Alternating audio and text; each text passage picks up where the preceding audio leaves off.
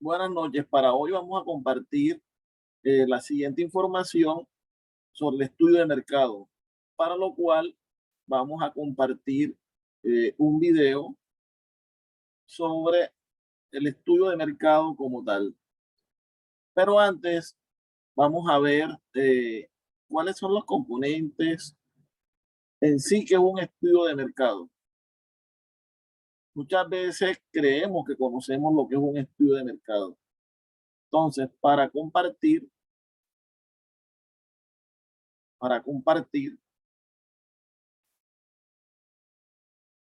vamos a identificar qué es un estudio de mercado. Entonces, a continuación tendremos qué es un estudio de mercado. Esperando siempre que se encuentren bien de salud, vamos a ver un tema complementario a lo que es la elaboración de proyectos. Este tema se llama estudio de mercado. Un estudio de mercado, tenemos que conocer el concepto, según Kotler, que es el padre de lo que es la mercadotecnia, consiste en reunir, planificar, analizar y comunicar de manera sistemática los datos relevantes para la situación de mercado específica que afronta una organización. Entonces tenemos que reunir, planificar, analizar, comunicar y sistematizar nuestros datos para obtener una información que sea útil. El estudio de mercado o investigación de mercado recurre a dos fuentes de información. La información primaria, que es aquella que se genera de primera mano a través de encuestas, cuestionarios, grupos focales. También puede ser a través de informes técnicos y revistas científicas. En cambio, la información secundaria es la que se obtiene, es información ya procesada. Puede estar en libros, en el internet o en alguna otro documento que nos pueda servir. Entonces, son las dos fuentes de información. El estudio de mercado se clasifica en dos partes. Uno, que es el estudio no formal, y el estudio formal. El estudio no formal se basa o es realizado cuando se requiere un estudio rápido que dé referencias aproximadamente sobre el comportamiento de mercado y consumidores. Entonces, un estudio rápido que no requiere mucho presupuesto y generalmente se basa en información secundaria. En cambio, un estudio formal es aquel estudio que se realiza cuando la empresa requiere de un estudio serio y definitivo. Esto obviamente requiere de mayor cantidad de personal, elaborar planillas, cuestionarios, capacitar personal y trabajar en campo. Entonces, los resultados son definitivos. Generalmente se basa en lo que es información primaria e información secundaria. El estudio de mercado es básicamente el análisis de lo que es el producto, la demanda, la oferta, los canales de distribución y comercialización, el mercado potencial donde vamos a trabajar y un análisis de precios. Todo ese conjunto hace a lo que son investigación de mercados. El producto, nuestra empresa tiene que identificar el producto principal. Para nosotros, si nosotros tenemos una fábrica que procesa lácteos, nuestro producto principal será la elaboración de queso. Entonces nos enfocamos y nuestro mayor esfuerzo va a ser a la producción y comercialización de quesos. En cambio, obtenemos también un subproducto. El subproducto sería el suero. El suero, que es un líquido que sale después del proceso de elaboración de queso. Este suero altamente proteico puede ser utilizado para la elaboración de jugos. Entonces es un subproducto que es bien importante. Al igual que si nosotros nos dedicamos a la venta de carne, faineamos una vaca, el producto principal será la carne, pero habrá subproductos como el cuero, que tiene un alto valor económico. Otro análisis que tenemos que hacer, ¿cuáles son nuestros productos sustitutivos y nuestros productos complementarios? Si yo me dedico a elaborar galletas, entonces mi principal producto sustitutivo o que puede sustituir a mi producto es el pan, o puede ser un queque, una torta, etc. Entonces tenemos que analizar el comportamiento de estos productos sustitutos. También tenemos los productos complementarios. Si nosotros nos dedicamos a producir vehículos, necesariamente tendrá que utilizar gasolina para su funcionamiento. Obviamente que han aparecido ahora nuevas fuentes de energía, pero básicamente funcionaría con gasolina. Entonces sería el producto complementario. Uno sin el otro no funcionaría, y también se hay que hacer un análisis de precios de un producto como el café y su producto complementario, que sería el azúcar. Bueno, aunque por un poco de salud ya dejan de consumir azúcar, ¿no? Entonces son productos sustitutivos y complementarios. Por ejemplo, acá podemos utilizar en productos complementarios un lápiz. Para que sea funcional necesitamos papel. Un marcador de agua, para que sea funcional necesitamos una pizarra acrílica. Entonces podemos encontrar un sinfín de productos complementarios.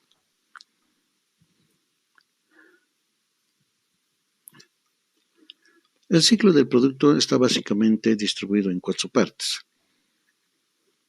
Acá podemos ver que son 5, ¿no? Es introducción, crecimiento, madurez y declinación. Estas dos se unirían en lo que es declinación.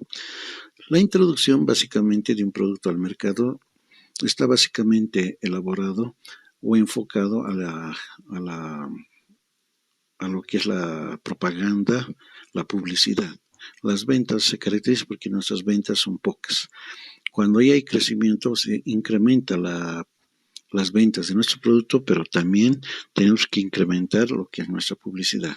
Cuando llega a la madurez o al cenit o a la saturación, es donde nuestro producto ya no requiere mucha publicidad. Nos enfocamos a producir cantidad y nuestro producto sale a la venta porque ya es conocido y es reconocido en el mercado.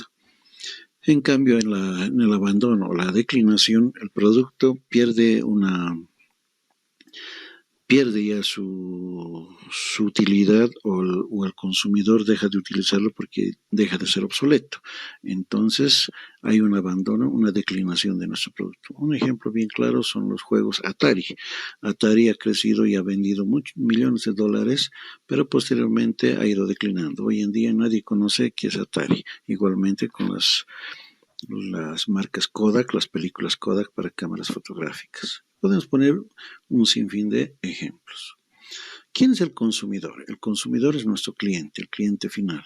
Es una persona natural o jurídica que tiene una necesidad de satisfacer un deseo, que tiene una capacidad de pago. El cliente es nuestro mejor amigo. ¿Por qué? Porque él va a monetizar nuestro producto, va a hacer que nuestro producto se convierta en dinero. Entonces tenemos que enfocar nuestros conocimientos y nuestra información al conocimiento de nuestro consumidor, nuestro cliente. ¿Quiénes son los más importantes? Para nosotros son nuestros clientes, aquellos que llegan a monetizar. Bueno, hay clientes ocasionales, eventuales, clientes que tienen fidelidad al producto y que son clientes habituales. Entonces hay que hacer un análisis muy específico de lo que es el consumidor. La demanda del producto. ¿Qué es la demanda? La demanda del consumidor está dispuesto a... Bueno, leeremos. Aquí se determina las cantidades del bien que los consumidores están dispuestos a adquirir y que justifican la realización de los programas de producción. Se debe cuantificar la necesidad real o psicológica de una población de consumidores con disposición de poder adquisitivo suficiente y con unos gustos definitivos para adquirir un producto que satisfaga sus necesidades. Entonces, el producto tenemos que analizarlo desde el punto de vista de la demanda. ¿Qué es la demanda básicamente? Es la cantidad de producto que los consumidores pueden y desean comprar. Entonces, nosotros tenemos que enfocarnos a que nuestro producto sea acorde a la situación. Por ejemplo, el ejemplo que siempre pongo es la venta de ropa ligera, ropa de baño, que aquí en La Paz difícilmente se va a comercializar, pero en Santa Cruz estos productos tienen alta demanda. Entonces tenemos que analizar este tipo de situaciones. Luego tenemos los tipos de demanda. Los tipos de demanda se dividen en dos: la demanda insatisfecha y la demanda satisfecha. La demanda insatisfecha es cuando un mercado no tiene los productos necesarios para satisfacer esta demanda, o sea que hace falta más productos. Entonces cualquier empresa que quiera producir productos, si el mercado tiene una demanda insatisfecha, obviamente que le va a ir bien. Pero también así existe la demanda satisfecha. En un mercado ya los productos han saturado, no han saturado, sino han cubierto la demanda necesaria para nuestros productos, digo, para la demanda. En este sentido, también se clasifican en dos: demanda satisfecha saturada y la demanda no saturada. En este sentido, podemos analizar que un mercado que tiene demanda satisfecha saturada no permite el ingreso de un producto más, o sea que el mercado está totalmente saturado, y aquel que se aventure a ingresar con un producto a este mercado va a fracasar. En cambio, una demanda satisfecha no saturada es aquella que, si bien el mercado está satisfecho, pero puede requerir y puede aceptar el ingreso de nuevos productos.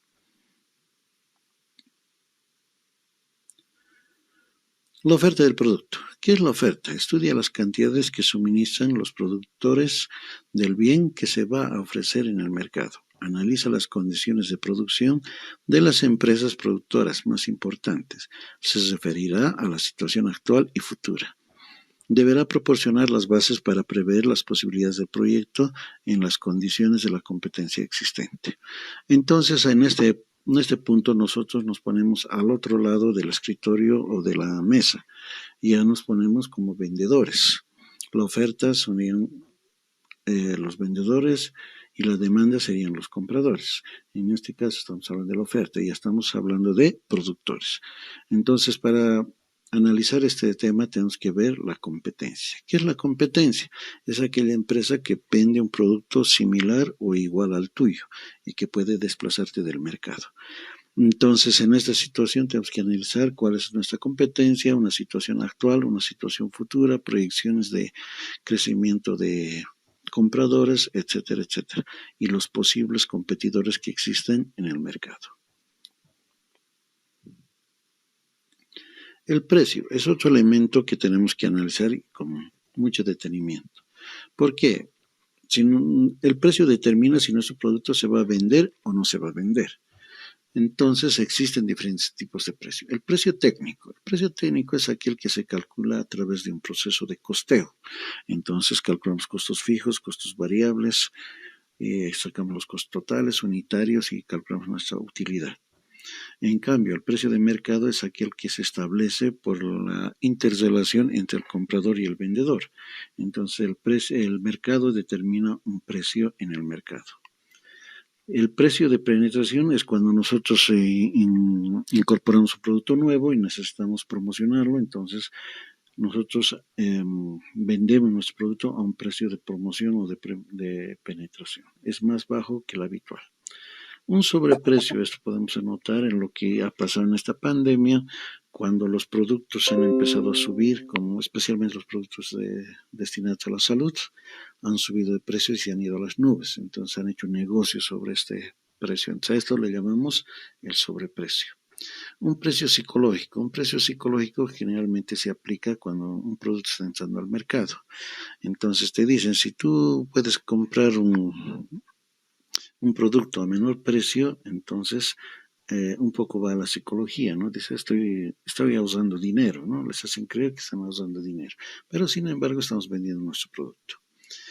El precio económico. Un precio económico está establecido por el proceso de costeo y es el mínimo en el cual nosotros podemos vender sin perder nuestra inversión.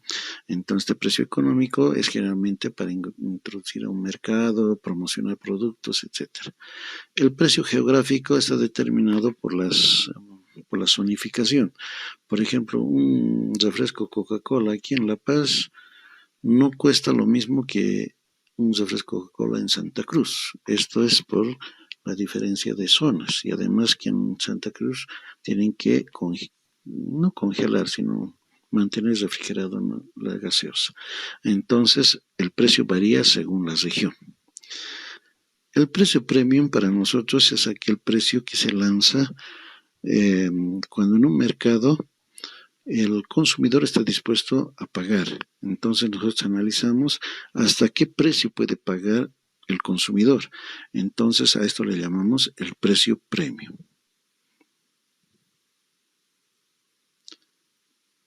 Luego tenemos que analizar qué es un mercado potencial y cuál es el mercado objetivo. Un mercado potencial es aquel mercado que tiene una oportunidad de negocio latente. Se llama mercado potencial a aquel público que no consume tu producto, pero que tienen o pueden llegar a tener la necesidad de consumirlo. En su mercado potencial es un mercado al cual nosotros podemos ingresar a vender nuestro producto. En cambio, el mercado objetivo, denominado también mercado meta, es el mercado al cual se dirige la totalidad de nuestros esfuerzos y acciones de marketing con la finalidad de que todos ellos se conviertan en clientes reales de nuestro producto. Entonces, el mercado objetivo se determina en el momento de elaborar nuestro producto, hacia dónde está determinado o está enfocado nuestro producto. Esto también va de la mano con la segmentación de mercado que veremos adelante. La comercialización, según Kotler, es el proceso social y de gestión a través del cual los distintos grupos e individuos obtienen lo que necesitan y desean, creando, ofreciendo e intercambiando productos con valor para otros. Entre la comercialización es la venta de nuestros productos. Nosotros ofrecemos nuestro producto y el comprador nos paga el precio por ese producto. Entonces a eso le llamamos la comercialización, la interrelación entre compradores y vendedores. ¿Qué es la segmentación de mercado? Según el diccionario de mercadotecnia, define segmentación de mercado como el proceso de subdividir un mercado en subconjuntos distintos de clientes que se comportan de la misma manera o que se presentan necesidades similares. Cada subconjunto se puede concebir como un objetivo que se alcanzará en una estrategia distinta de comercialización. ¿Cómo podemos subdividir nuestro mercado? Por diferentes criterios. Criterios geográficos. Voy a hablar solamente de La Paz. En La Paz tenemos la zona sur, la zona central, la zona norte y el alto. Entonces, nosotros podemos subdividir nuestro mercado en 4 partes en la ciudad de La Paz y el alto. Puede utilizarse criterios culturales, por ejemplo, lo que en este agosto ha pasado, hay mucha gente que se dedica a hacer la ofrenda a la Pachamama, entonces utilizamos el criterio cultural. Podemos utilizar criterios psicográficos. El criterio psicográfico es son aquellos que se dedican a observar la parte psicológica y la forma de vida de los consumidores. Por ejemplo, tenemos grupos como deportistas, que les gusta la salud, el grupo que les gusta bailar, el grupo que les gusta comer sano, etcétera, etcétera. Los criterios demográficos, según la población. ¿Cuánto crece la población? Y aquí tenemos que ver la situación económica de cada uno. Hay criterios psicológicos también, cómo piensa una persona. Entonces, podemos hacer diferentes tipos de clasificación para una segmentación de mercado. Y uno de los más comunes es la segmentación etaria, ¿no? Que son niños, jóvenes, adultos y tercera edad. Entonces, nuestro producto, ¿a cuál de ese grupo va enfocado? O pueden ser varones, también pueden ser mujeres. ¿A qué grupo de ellos vamos a enfocar nuestro producto? Los canales de comercialización. ¿Qué son los canales de comercialización? Es por dónde vamos a ir vendiendo nuestros productos, cómo vamos a vender y cómo vamos a llegar nuestro producto al consumidor.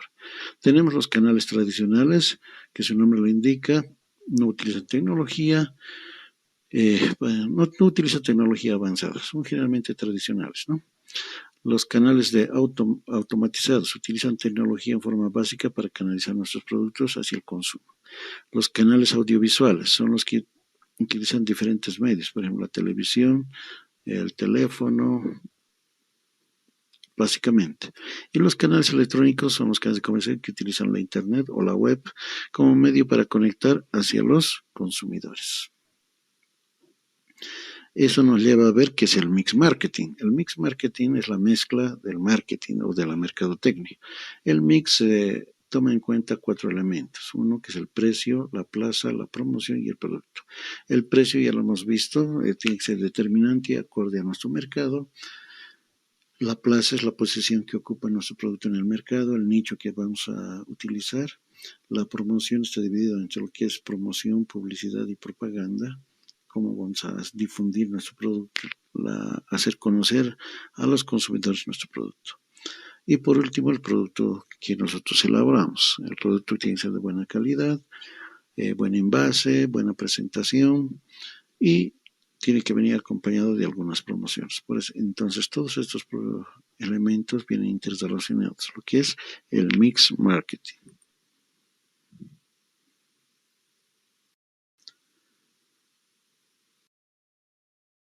Ahora, para analizar lo que son los mercados, utilizamos algunos métodos para analizar especialmente lo que es la demanda. La demanda, vamos a utilizar el método de regresión lineal o de los mínimos cuadrados. La información que viene distribuida en diferentes formas y no es uniforme su distribución, para lo cual nosotros lo volvemos una línea, para lo cual utilizamos la línea recta. La ecuación de la línea recta nos dice que Y va a ser igual a A más B por X, para lo cual nosotros tenemos que utilizar los siguientes elementos. Utilizamos el B, que va a ser la pendiente, representa la pendiente que se calcula a través de la sumatoria de nuestros datos, y el valor de A, que es la distancia que existe entre el eje de las X y el inicio de nuestra recta o del primer dato. Y con esta información tenemos A y B y calculamos. Y E va a ser igual a A más B por X. Entonces, en base a datos históricos o datos anteriores o de años pasados, nosotros podemos proyectar nuestra demanda para el año 2021, para el año 2025, cómo va a ser el comportamiento del mercado y la demanda. Es una herramienta que se utiliza bastante en lo que es investigación de mercados. Y con esto habríamos terminado lo que es el estudio de mercado. Espero que les haya servido.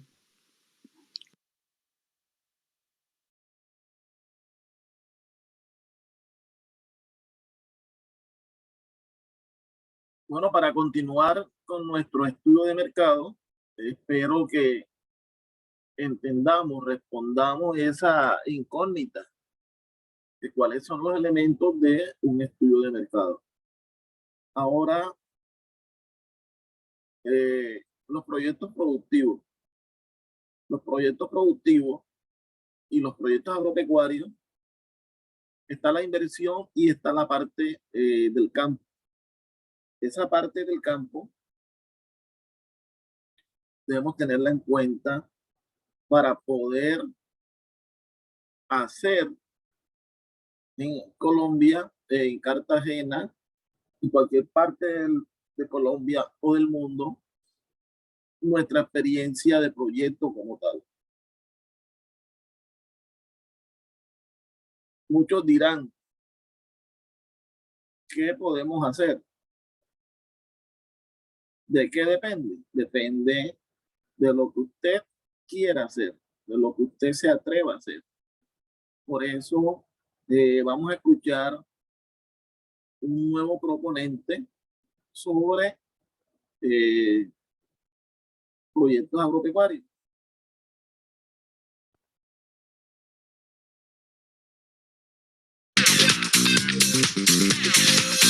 Hoy en el mundo se habla muchísimo de la importancia del sector agropecuario. Hemos invitado a Juan Sebastián Correa de Proyectos Agropecuarios de Colombia para que hablemos sobre este interesante tema y sobre todo el desarrollo de esta compañía durante 8 años, que además viene desarrollando una feria ya muy posicionada a nivel internacional en el sector agropecuario como es Expo Agrofuturo.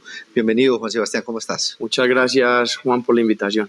Juan, vamos a hablar, porque son 8 años de esta empresa, pero hablemos sobre primero el contexto mundial, o sea, ¿por qué es tan importante una firma como la de ustedes enfocada en el desarrollo del sector agropecuario? Bueno, mira, Juan, mundialmente la población, hay cuatro drivers que vienen impulsando, digamos, las inversiones en el sector agropecuario en el mundo. Uno es el crecimiento de la población mundial, que en este momento, digamos, en el 2010 llegamos a 6 billones de habitantes y en el 2050 vamos a ver 9 billones de habitantes, entonces hay un incremento en la población mundial. Hay una tendencia y un cambio en los hábitos de consumo, producto sobre todo del incremento de la clase media en países asiáticos, que ha hecho que con más poder adquisitivo puedan digamos, cambiar sus hábitos alimenticios Sí. y comprar más proteínas, entonces es el segundo rubro. Tercero, hay una disminución de tierras arables per cápita. Y cuarto, todo el tema del cambio climático también afecta a la productividad agrícola. Entonces, estos 4 ítems nos indican que en los próximos años el mundo tiene que producir el 70% más de alimentos en las mismas tierras que tiene hoy en día para alimentar a la creciente población mundial. Entonces, ¿Y eso cómo es posible, Juan? esto, digamos que hay dos vías. Una es incrementos en la productividad agrícola vía innovación, tecnología, investigación, nuevas semillas, desarrollos genéticos, y otra es posible incorporando áreas agrícolas que actualmente no están siendo explotadas, y ahí es donde cobra relevancia sobre todo Sudamérica y África, que son los 2 continentes que en este momento tienen mayor disponibilidad de áreas para ser incorporados al área agrícola. Por eso es que ustedes, digamos que una de las líneas fuertes que vienen trabajando es lo que tiene que ver con la búsqueda y evaluación de tierras. ¿Eso cómo lo hacen y cómo funciona? Claro, mira, es que en Colombia en este momento hay 14 millones de hectáreas que están disponibles para ser incorporadas a la producción agrícola sin afectar el bosque natural. Entonces tenemos todo ese potencial que tenemos que explotar, y lo que hacemos desde nuestra empresa es prestar asesoría a personas e inversionistas, empresas que quieran invertir en el sector agropecuario para que encuentren las tierras aptas para sus productos. Pero no solamente nosotros tenemos esta línea de búsqueda de evaluación de tierras, sino que adicionalmente también desarrollamos proyectos propios.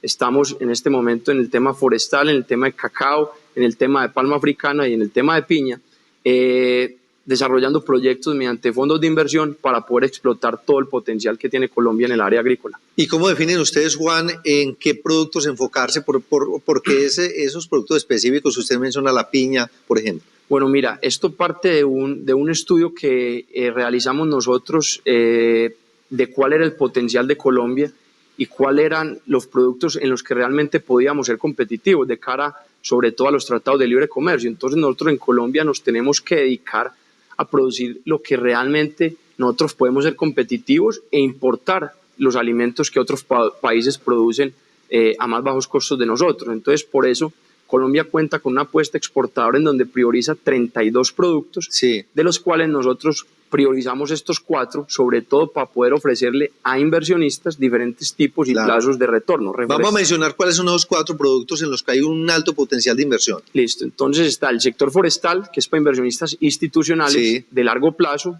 de 10, 15 o 20 años, en donde no hay flujos intermedios. Simplemente se hacen una inversión y se reciben los retornos de la inversión a muy largo plazo. ¿Y ahí por qué hay tantas empresas que están invirtiendo? O sea, ¿cuál es el potencial de negocio ahí? El potencial de negocio es que el mundo demanda cada vez más madera, por ejemplo, y se están consumiendo actualmente mucho porcentaje de bosques naturales.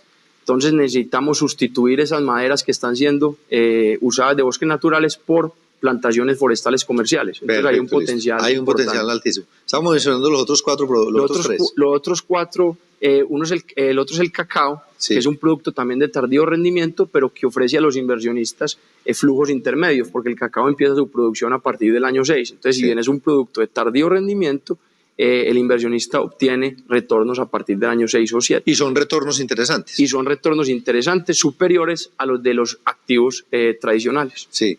Bueno, ahí estamos hablando del segundo, la piña.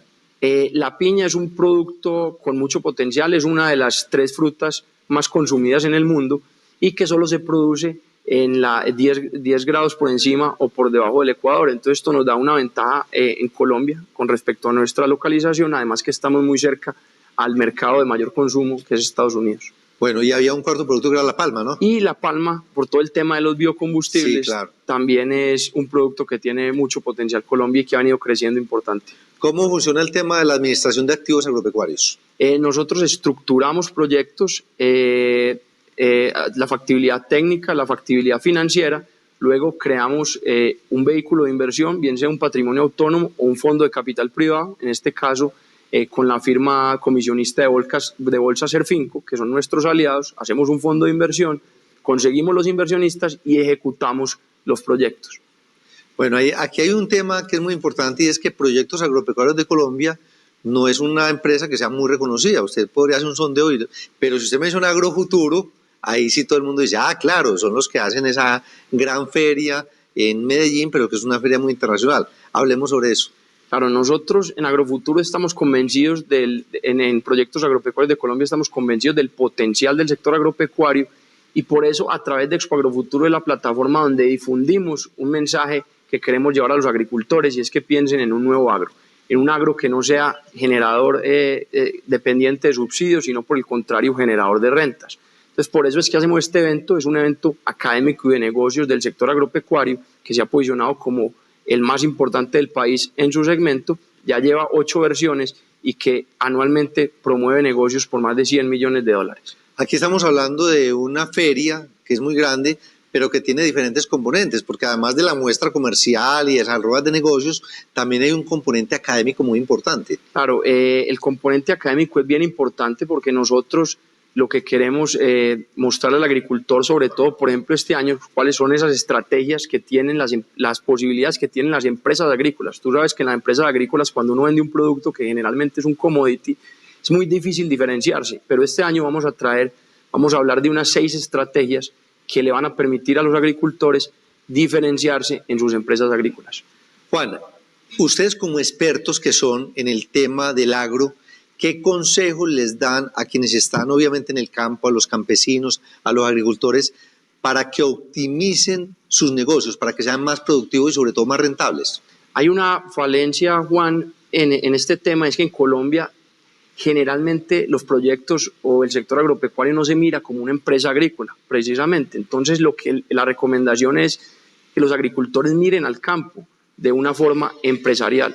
Generalmente están pendientes es del precio de venta y cuando hacemos un sondeo nosotros nos damos cuenta que el agricultor solo pregunta a cómo vendiste el ganado, a cómo vendiste la fruta, pero realmente el tema importante es cuál es tu margen, cuáles son los costos de producción. Entonces el agricultor colombiano tiene que ser más empresarial, enfocarse en tener unos bajos costos de producción y un buen margen y no tanto en el precio de venta, que es algo que finalmente no controla.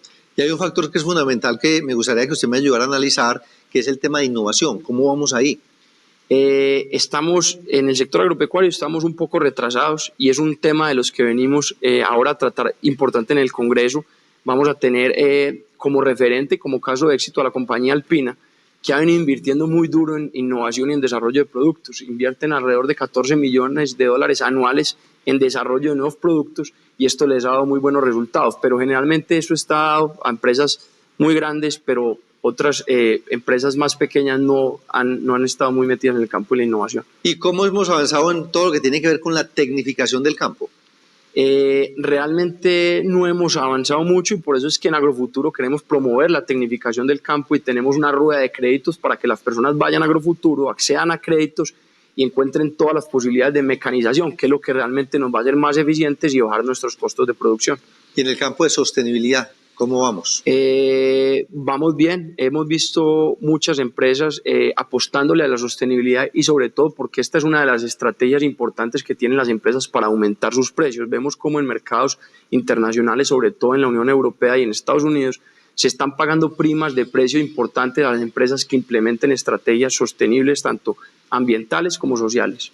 Como este programa cada vez está más extendido en diferentes países del mundo, en Hispanoamérica sobre todo, qué bueno que usted de una vez aproveche toda esa audiencia internacional para que los invite y que estén en Colombia, en Expo Agrofuturo. Claro que sí, este año en nuestra 8ª versión vamos a tener empresas internacionales provenientes de 12 países y queremos invitar a todos los televidentes nacionales e internacionales a que asistan a Expo Agrofuturo, que es una de las programaciones académicas del sector agropecuario mejor estructuradas y que más les puede aportar a la construcción de un agroempresarial. Bueno, Juan, muchísimas gracias por estar con nosotros. Saludos también a Ricardo y a Camilo, los otros socios de Expo Agrofuturo. Muchas gracias, Juan, por la invitación. Muy bien, Negocios, ya regresamos.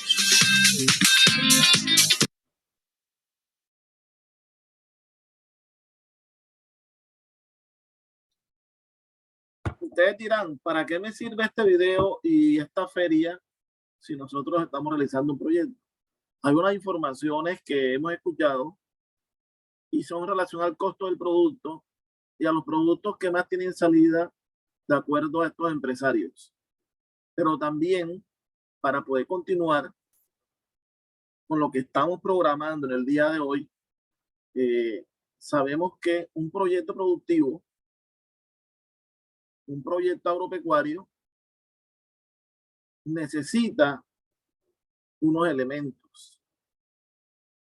Y esos elementos del estudio de mercado pueden tener unas apreciaciones de acuerdo a la necesidad que nosotros queremos identificar. Por eso es bueno identificar qué queremos hacer, dónde lo queremos hacer, cómo lo queremos hacer. Entonces escuchemos a un experto sobre qué piensa él de cómo iniciar un proyecto productivo.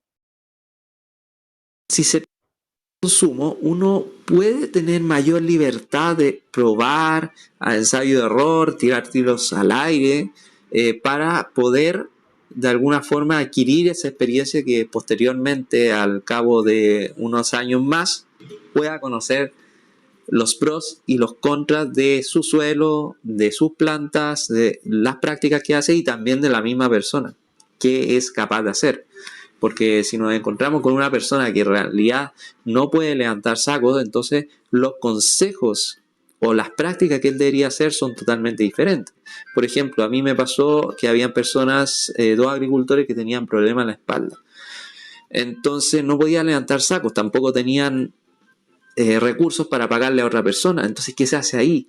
¿Cómo se aporta materia orgánica, por ejemplo? Y ahí lo que se hace para aportar materia orgánica son con dos tecnologías, una con tractores y la otra vendría a ser con rotación de cultivo. Rotación de cultivo, rotación de cultivo, así se va aportando esa materia orgánica. Y así es como lo hacen también. Entonces ahí hay un tipo de consejo en particular en base a las limitantes físicas o a las limitantes de salud que tiene el agricultor, que eso es algo muy importante que hay que tener en consideración, sobre todo para los asesores que recomiendan a veces cosas que no están compatibles a ese contexto. Entonces, para el autoconsumo uno puede darse el lujo de poder cometer más errores. Pero ¿qué es lo que sucede? También hay otro personaje dentro del autoconsumo que necesita producir sí o sí. Entonces, ahí lo que se recomienda es que haya un apoyo de un profesional que le ayude, ya sea pagado o no pagado, ahí tiene que llegar a un acuerdo, que le asesore o que lo oriente para que él pueda tomar las mejores prácticas o las prácticas más acertadas bajo su contexto en particular. Independiente de todo eso, cuando uno inicia un proyecto agrícola, normalmente, para hacerlo bien, uno tiene que iniciar 2 años antes de iniciar el proyecto. ¿Por qué? Porque no solamente hay que hacer estudios de suelo, hay que hacer estudios de la planta que nosotros vamos a colocar, sino que hay un estudio que es muy esencial y que normalmente no se toma en consideración, que es el estudio agrológico, el estudio de suelo. ¿Por qué? Porque si, por ejemplo, nosotros hacemos un estudio agrológico y vemos que el 50% de nuestra superficie que nosotros queremos iniciar este proyecto se encuentra a los 30 centímetros un duripán, que es una compactación. O tenemos una gran diferencia entre diferentes texturas. Tenemos una textura arcillosa y una textura arenosa. O tenemos una textura arenosa y una arcillosa. Entonces lo que se van a crear son napas colgantes. Y esas cosas hay que solucionarlas antes de colocar las plantas. Tenemos que analizar si es que tiene problemas de drenaje. Entonces, para todas esas cosas hay que hacerlo antes de colocar las plantas, antes de hacer la inversión. Y para eso se hacen los estudios agrológicos. El otro consejo, cuando uno inicia un proyecto, además de la asesoría, del estudio agrológico y de otras cosas que hay que tener en consideración, estudios topográficos también, es que el agricultor vaya aprendiendo. Siempre tenga conocimiento del área, porque normalmente a veces uno se encuentra con profesionales que saben, otros que no saben nada, entonces uno también tiene que tener su autofiltro en ese sentido o tener una segunda recomendación. Y lo más importante cuando uno ya inicia un proyecto es medir. Uno tiene que, ojalá, medir todo lo posible para saber si es que las prácticas que está realizando están bien hechas, corresponden. Porque en caso contrario, nosotros podemos decir, ok, esta práctica no conviene, por lo tanto hay que probar otra opción. ¿Por qué digo esto? Porque una persona que sea experta o un asesor puede recomendar una práctica en particular. Pero ¿qué es lo que sucede? Sucede que muchas veces se toman decisiones emocionales y todo hay que cuantificarlo. ¿Y por qué hay que cuantificarlo si nosotros queremos ir por un buen camino y no tirar tiros al aire? Porque con la cuantificación nosotros tenemos datos duros en la cual le podemos mostrar a la persona y decir, mira, ¿sabes qué? Estos números me están diciendo que tu práctica no funciona. Y eso ayuda mucho a evitar problemas y acelerar el proceso de aprendizaje o de autoaprendizaje del mismo agricultor y del conocimiento que él tenga de su zona. Ahora, en base a eso les quiero compartir una historia que no es mía, es de otra persona que es especialista en el área de riego, y resulta que él fue a un campo donde se encontró justo con los asesores y los asesores estaban viendo la necesidad junto con el agricultor de hacer un riego de invierno.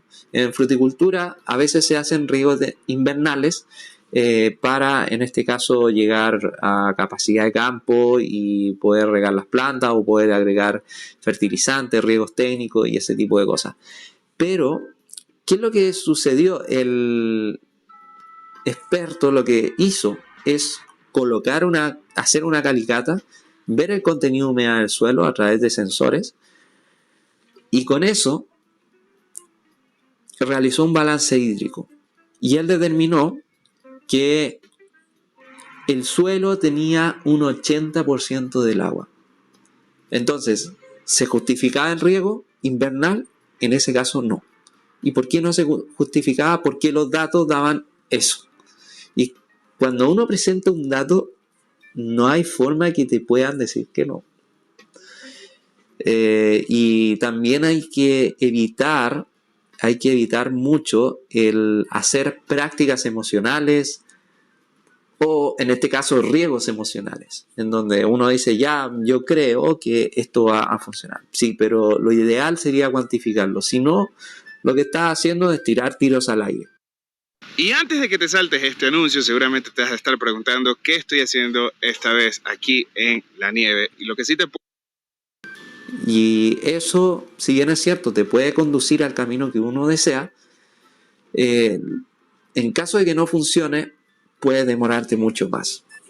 Entonces ahí hay que tener mucho ojo.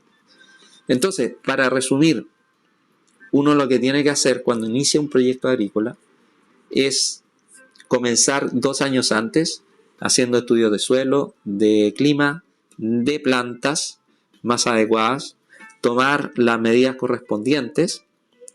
Esas medidas correspondientes van a salir en cuanto a tecnologías, a prácticas, que se tienen que analizar también desde un punto de vista técnico y económico. Muchas veces esos estudios, si uno quiere comenzar bien y cometer el mínimo de errores posibles, que lo haga un profesional. Entonces con el profesional uno va a aprender en muy poco tiempo, pero para poder seleccionar el buen profesional, uno lo que tiene que ver es que ese profesional mida, haga cuantificaciones y en base a esas cuantificaciones pueda decir, ok, mira, tu suelo está a un 50% de humedad, por lo tanto, este es el porcentaje de humedad ideal para poder hacer riego. O tus plantas, el metro cuadrado de producción es de 20 toneladas y esto no está bien, por lo tanto, lo que habría que hacer es analizar químicamente el suelo para ver si es que hay algún problema, por ejemplo, de falta de algún nutriente para poder producir más. Y así uno va haciendo todas esas cosas. Normalmente, todos esos análisis, todos esos estudios salen dinero, pero es mejor ahí actuar con la prevención antes que estar solucionando problemas, porque en la mayoría de los casos la solución de los problemas sale mucho más caro que la prevención de esos problemas.